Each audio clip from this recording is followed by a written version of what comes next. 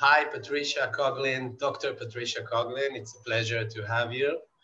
Thank you for taking the time for this interview or a few questions for the community of ISTDP therapists and all therapists. So yes, thank you for that.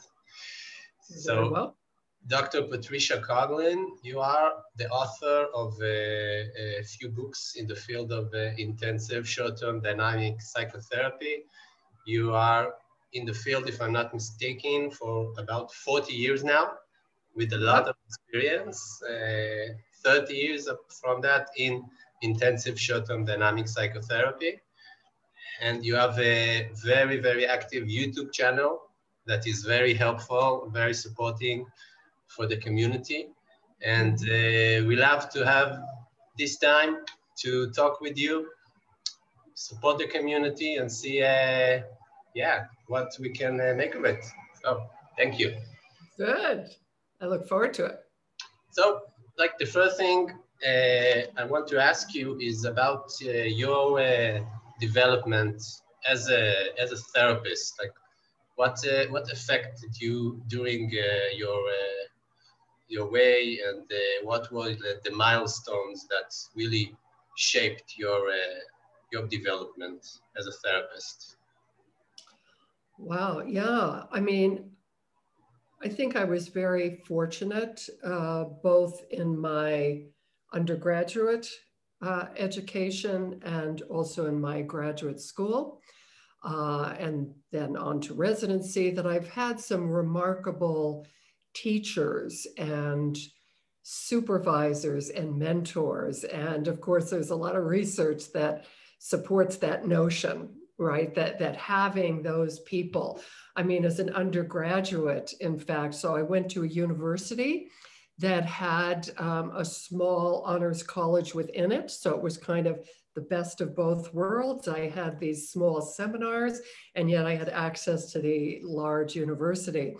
And as a student in that college, you actually had to do some research, original research, as an undergraduate. And I was really lucky in choosing a mentor who, for some reason, thought I was very bright and had a lot of potential. And so seeing that reflected to me and someone who I so respected. So I think that can't be underestimated. I mean, I had a hunger for this. I was always fascinated with people and what made them tick, and especially what was happening below the surface. And I was reading Freud,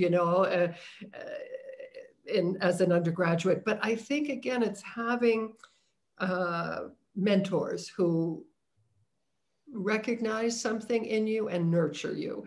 And so I had that along the way. And then, of course, even was able to study with Habib Davanloo, the creator of ISTDP. And so that also had an enormous impact on me and my development. Yeah. Okay, wow.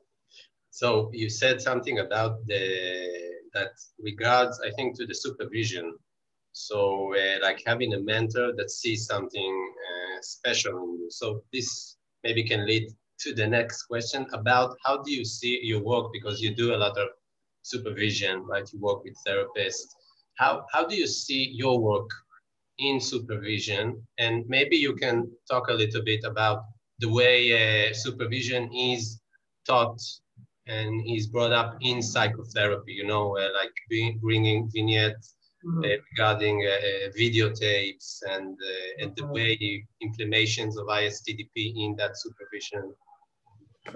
Yeah, that is a huge question with many, many parts. So if I start with our field as a whole, sadly, there's actually no evidence that our traditional ways of training therapists is effective in any way at helping them get better results. So when you're just listening to their report about what happened in the session, it's not very effective. And there are many reasons for this.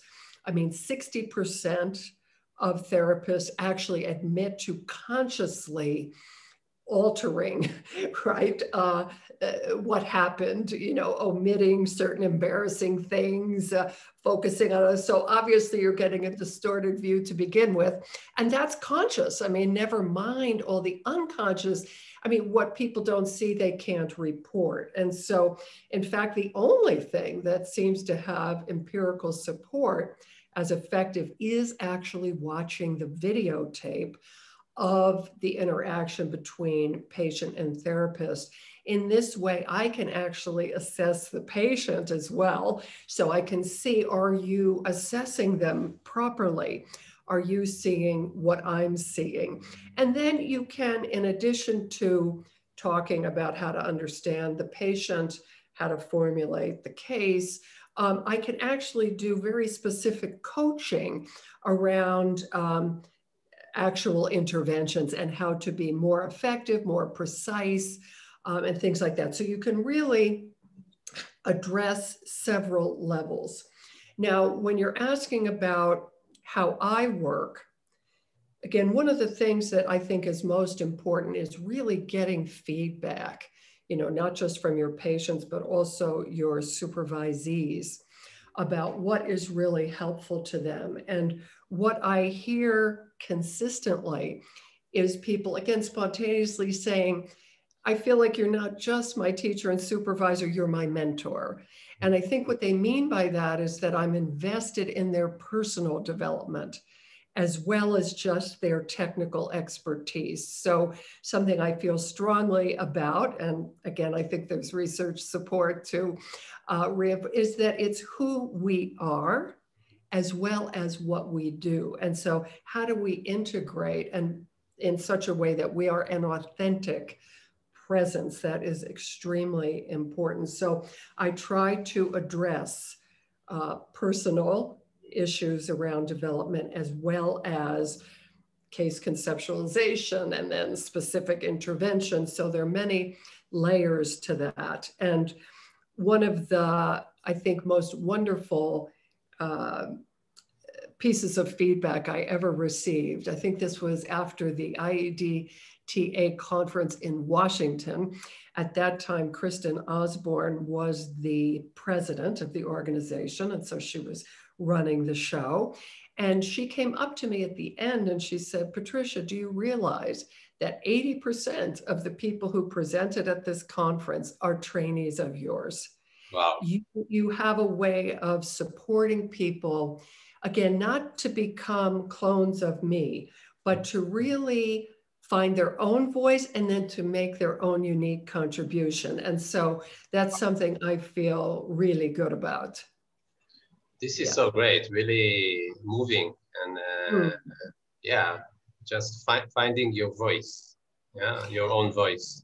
Yes, and your own particular, you know, interests. So I'll have one trainee who is actually is a psychiatrist who focuses on the elderly. He's a, how do you say that, a gerontological psychiatrist. So he's adapting ISTDP to older folks, and somebody else wants to work with adolescents and someone else, you know, and so go for it, right? What you're most interested in. Someone else is using this in groups. And, you know, I think this is really how our field is going to advance and expand. Yeah. So this flexibility inside the model of ISTDP, because there are feedbacks about ISTDP that it's a very strict approach, yes, a technical approach.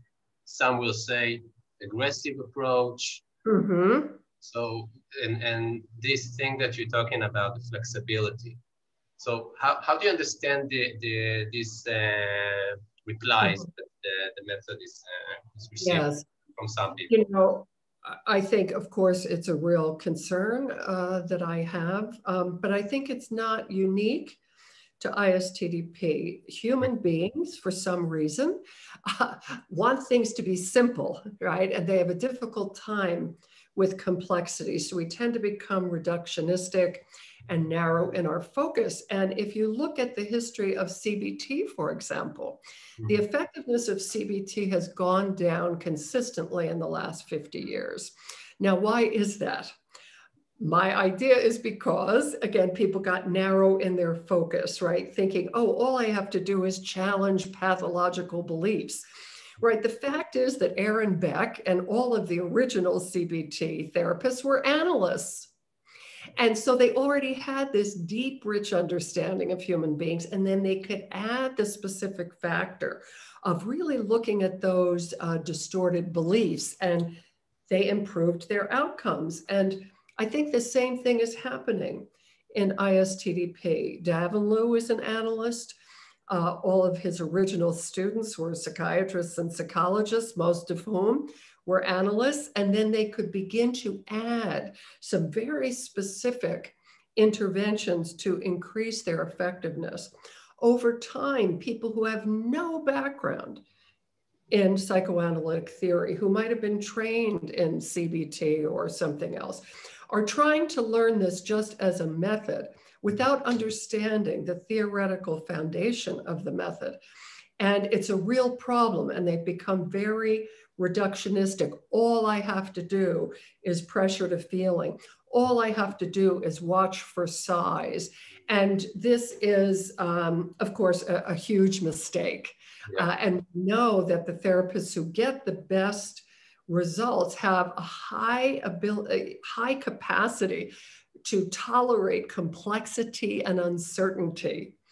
And this is very important, right? And that we are able to somehow contain these polarities of being quite structured in a certain way and focused, and yet flexible at the same time, right? So this is not an easy task. And there is no shortcut, I'm afraid. Yeah. Learning and learning and learning, and Exactly. And especially with ISTDP, I mean, Davenlew used to say when he would present at conferences and workshops, you know, just like they have warnings on commercials where you'll see people racing around in cars and they say, don't try this at home, it's professional drivers. And he would say this, do not try this on your own. You need training and supervision. These are very powerful techniques. And if they are used inappropriately, they actually have negative outcomes. And this is what we're starting to hear, right? From patients who are having bad experiences. And more lately, I'm having patients come to me who have already had 1, 2, even 3 attempts at ISTDP that really went poorly. And so this is something we have to take seriously and address, certainly as teachers and trainers, as well as practitioners. So we certainly don't want to be getting negative outcomes, right? Number 1 is do no harm. Yeah. So yeah, it's very important. Yeah, it's really, really important message. So what would you say, like, your advice to like beginners in the method? What are the steps that are important to avoid the do no harm? Right. So something 2 things that I say over and over again, right, to all of my trainees is go slow in the beginning, and it will go faster in the end. If you try to jump the gun and you're pressing for feelings right before you've gotten an agreement about what you're there to do, before the patient sees their defenses and able to turn on them, it just doesn't go well. You end up in a battle with them, or worse, with a misalliance. So really go slow and careful in the beginning, doing a thorough inquiry and really doing good and thorough defense work. And then the rest will kind of take care of itself. So I think that's extremely important. And the other thing that I'm saying over and over again is ask, don't tell. So we know that the best kind of alliance is a collaborative alliance. You want to make sure you're working with your patient, you're doing something together. You're not doing something to them. So too many ISTDP therapists get in the driver's seat, right? They're saying, let's do this, don't do that. They're actually being kind of dominant and again, can even come across as aggressive. And all of these things really have a negative association with outcome. So you want to be collaborative. Is this the problem? What's happening right now? Is this your feeling, or is this a way you're avoiding it? So you can still be focused. You're asking specific questions, but when you ask it, you're inviting participation. And then you can also check out what you're thinking, right? Asking, and then it's much easier to see their response to intervention, and you want to get agreement. So is this the problem then, right? And then is this what we are here to do and address? And when you take your time to get those agreements, and again, you're doing a good inquiry and defense work, the rest will go much more smoothly. And I'm seeing too many people abandon these first two steps of the central dynamic sequence in their zeal, right, to get to feelings, as if that's the end all and be all. But like you said, ISTDP is really a multimodal treatment with many components. And so learning all of them and being able then to determine which aspect of the treatment model is required at a particular time with a particular patient is also extremely important. And this takes a lot of time, a lot of study, right? And there's no, again, shortcuts. Yeah. So what helped you? How did you, with what did you struggle, like when you started this, because you came from psychoanalytic treatment, like traditional treatment, and then you got acquainted with the ISTDP. So what were your struggle in the, you're a natural. I feel like I was really lucky because number one, I love complexity. I have no interest in simple explanations. I can't do small talk, so some of this is just the way I'm built.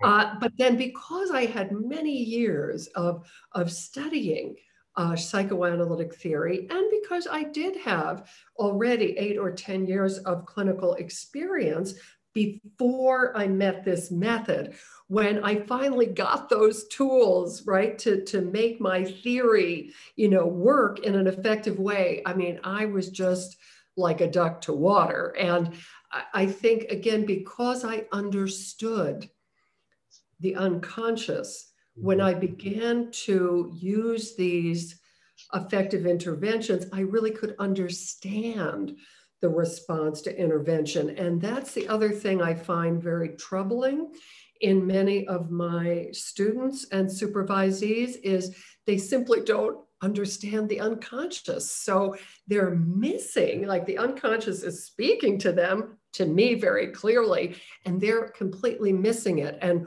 often actually seeing it as resistance rather than alliance. So I think for me, I was more struggling before I met Davinlo because I knew this theory was the most comprehensive we had, and yet I didn't have the tools to make use of it. And I was feeling frustrated that my interpretations, even though I thought they were quite accurate, often just bounced off the wall of the patients. And I didn't really have effective tools of dealing with that. So it was just so refreshing to see him be able, in such a straightforward way, simply to say what he was seeing. Well, you're talking to me, but you look to the floor, you're slumped in your chair. I mean, all these things I was thinking before, but we could never say, right? And so to me, it was very freeing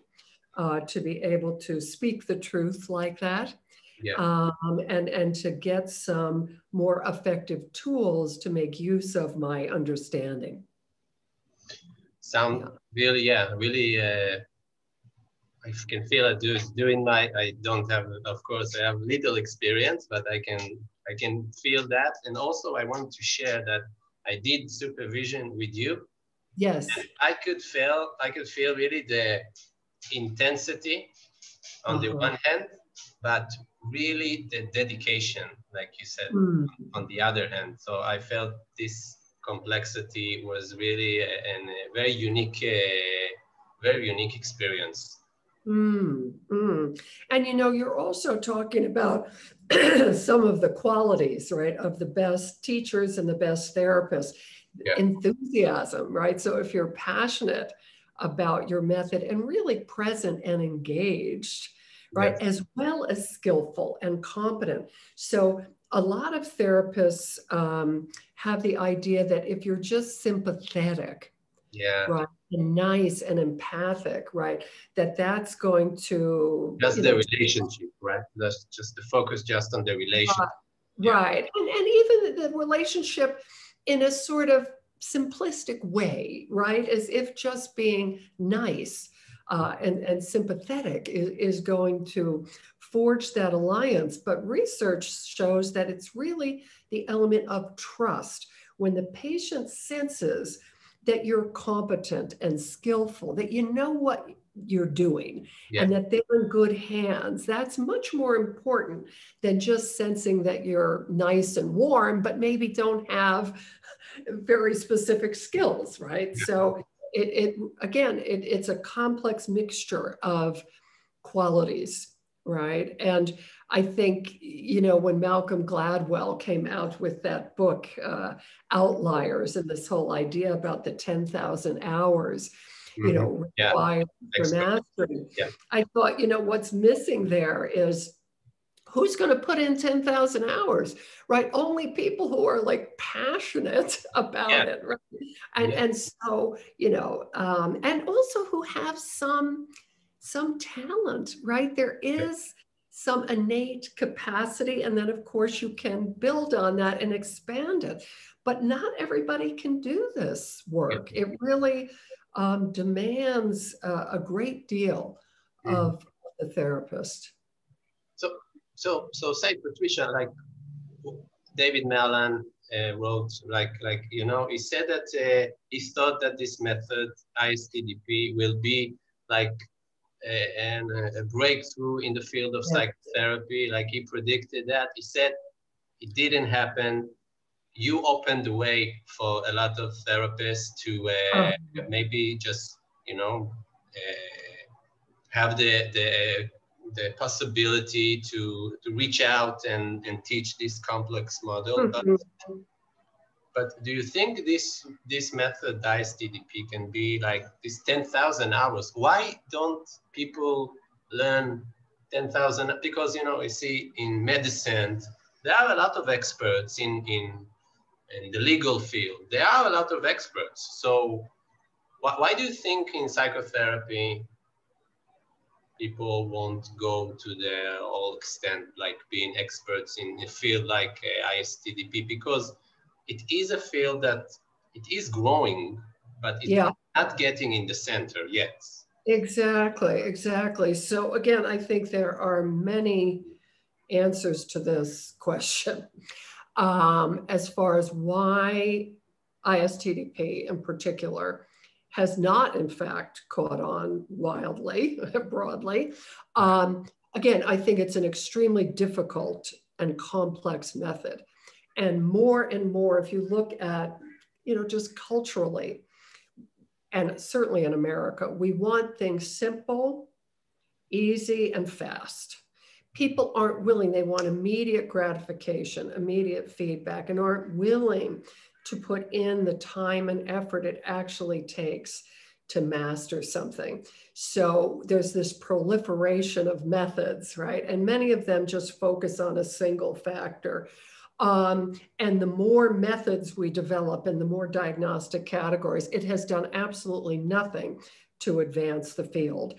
So I think that there are, the fact is, relatively few. There's that bell-shaped curve that shows up everywhere, Yeah. and only 15 to 20% of the practitioners in any field are going to be outstanding, right? And are willing to put in that time and effort, devote money and resources, right, to becoming better and better. And as Atul Gawande, who's a remarkable surgeon and also a writer, has talked about this bell-shaped curve in all of medicine. And so what he is saying is that if you have an average problem, let's say you got depressed after somebody broke up with you, you can go to an average therapist and you're going to get some help.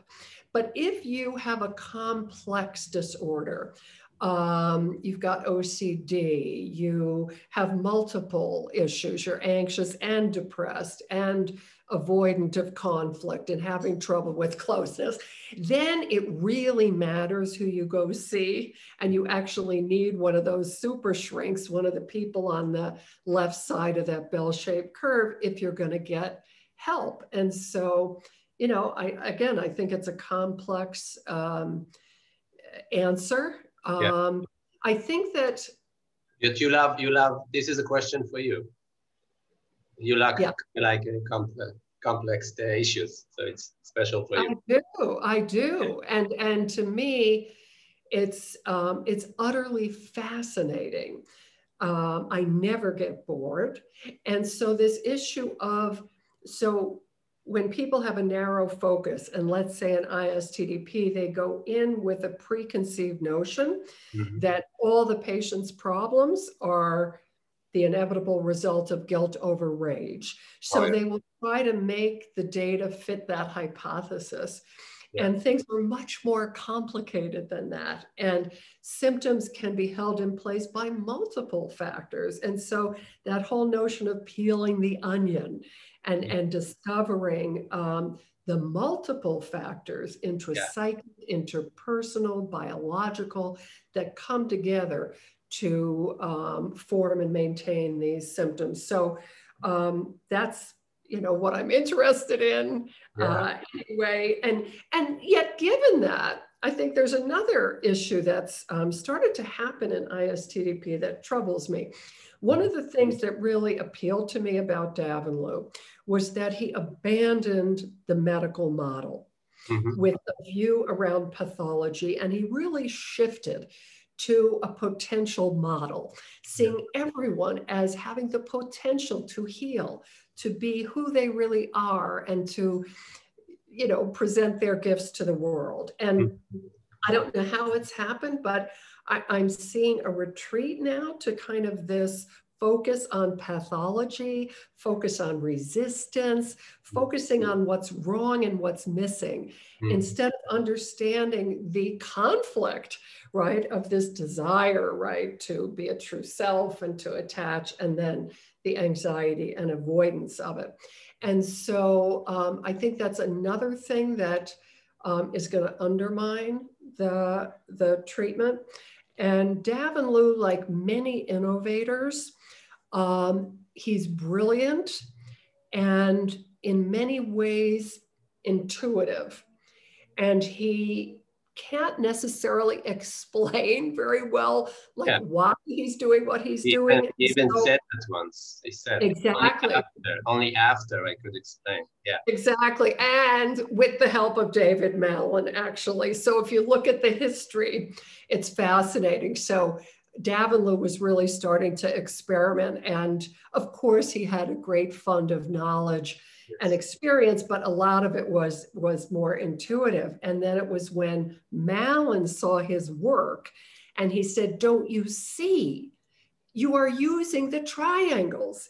And it was really Mallon who was able to put some structure on what he was doing and actually wrote all of those articles that are contained in Unlocking the Unconscious. So I think the brilliant innovator often needs people like Mallon or me. I didn't come up with it, but I'm able to understand it, to break it down, and then to teach it, right, to other people.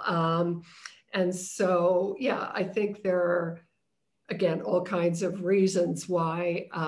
And the last one that I want to point out is that Davenloo did not create a cohesive group around him. It's everyone went to a different way. He opened ADP and EFT and And unfortunately, I think that rigidity around a right way and a wrong way, it leads to a kind of splitting. And so that has really undermined our being able to move forward in a more united Yeah. way. We're Yes. already a small group, and then there are all these factions Yeah. and splitting, and it really is undermining the method as a whole. Wow, really important point. Yeah. Yeah, yeah. So maybe a last question. What do you think for in these days, the thing that is missing in ISTDP? I saw an interview with you that you talked about how can we use our emotions in life? Like what is the benefit of using our emotions in life that you talked about? So something like that. But just what do you think is missing in the approach that can be more emphasized? Yeah, I think I'm just going to be kind of repeating myself, but I think that in order to be consistently effective over time and across patients, you have to have a theory, right? A way of understanding both normal and abnormal or pathological development. And then you have a method that flows from and is internally consistent with that theory and is also supported by research. So that's kind of my triangle of competence, right? You have to have theory, practice, and research, and that you're constantly learning and growing. I'm always reading the literature. I get several journals every month, and continue to read not just in ISTDP, right, but broadly in the field. And that is very important because we have lots of evidence that people who use specific techniques without the container of the common factors don't get good outcomes. So you have to be a good therapist, quote, in general, use those common factors and then add specific factors as they are indicated. So just stay open, learning, and go back to your basic, your theory, but stay open and learning all the time. Yeah. Yes, and developing yourself as a person. I mean, we know that the people who make outstanding contributions, whether it's in chemistry or the law, whatever, they tend to be polymaths, right? They're interested in lots of things. Yeah. So even though I'm passionate about ISTDP, I'm also an artist, and I'm always going to galleries, and I love films and literature, and I'm interested in quantum physics. And, when you expand your reach, you can see linkages, and you can also learn. I mean, I've learned things from my art practice that actually affect me in this. So I think all of these things, developing yourself, being a lifelong learner, open to feedback, right, from colleagues, from supervisors, from your patients, right? You want to listen to them and not just chalk it all up to their resistance, right? We want to look at what's our contribution to that if things are not going well. Because actually, that's one last piece of research that I think is really important. So even though therapists are even more alert to ruptures and breakdowns in the relationship than their patients, they tend to attribute that breakdown to the patient. Yes. And they do not look at their contribution, and that's a huge problem. It does take two to tango, and being able to acknowledge our own contribution to breakdowns is extremely important. So being humble, right, and not too sure of yourself is very important. Patricia, this is very inspiring. Oh, really. I'm glad. Maybe you want to say something for like someone who wants to go to therapy. Yeah, you know, we all go as therapists, we go to therapy. Yeah, of course. Yes. Yes. So someone that wants to go to therapy, what would you say to him? Like, what should you be focused on? You know, as the patient. Right. So it is interesting. I think there is a demand coming from the bottom up, right? So even though therapists maybe are wanting easy answers and to find some simple method, um, patients know that they're having emotional difficulties and they know that they have trouble in their relationships. And that's really what they're wanting help with. They don't want to be given a pill and a prescription anymore. And they also, at least many of the people who contact me, don't want to just be told they should think about things differently and that that's going to be the solution, right? So I think it's important to trust as the patient your own response, to how you feel with the person, and not again just whether you like them or not, but whether you feel like, oh, this person is going to help me.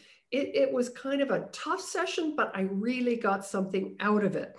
And the research shows that if you don't have a therapeutic response within about the first 6 sessions, you're not going to. More isn't better. So trust yourself. If you're not getting where you want to get with somebody, try somebody else, right? Because the fit of the person and the method with your own needs is important.